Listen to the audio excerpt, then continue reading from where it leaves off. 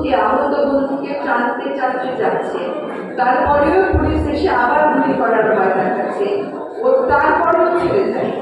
শেষ পর্যন্ত যখন আবার গুলি ছিল, ছেলেটা তখন চলে গেল। এই যে নিজের বন্ধুর জন্য একটা মায়া, একটা দরদ, এর মধ্যে কোনো কৃত্রিমতা থাকতে পারে না।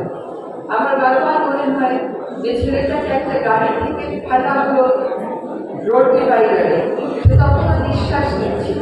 সে রোড ডিভাইডার থেকে নিঃশ্বাস নেওয়া একটা ছেলেকে আবার ফেলে দেওয়া হলো রাস্তার আরেক পাশে, সে তখনও নিঃশ্বাস নিচ্ছিল। আমরা সেরকম একটা দেশে পৌঁছে গেছিলাম, যে দেশে আমার জীবন বাঁচানোর যার দায়িত্ব, সে আমাকে হত্যা করছে কোন রকম বিবেচনা ছাড়া। এই পর্যায় থেকে উত্তরণের পর যদি কেউ মনে করে খুবই সহজ, খুবই সুগম এবং অত্যন্ত দ্রুততার সাথে সম্ভব, আমি তাদেরকে আবারও বলবো বিবেচনা করব।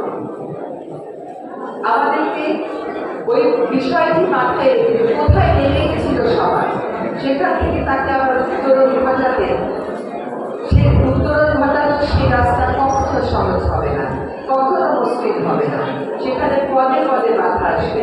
কিন্তু মনে রাখতে হবে যে আগামী ভবিষ্যৎ নিরাপদ করতে, একটি গণতান্ত্রিক বৈষম্যহীন বাংলাদেশ করতে আমাদের সন্তানেরা জীবন দিয়েছিল। কাজে আমাদের পরবর্তী প্রজন্ম যেন সেই বাংলাদেশে পায় যে বাংলাদেশ পেতে তারা জীবন দিয়েছে। এটাই হোক আজকের উপায়। ধন্যবাদ সকলকে।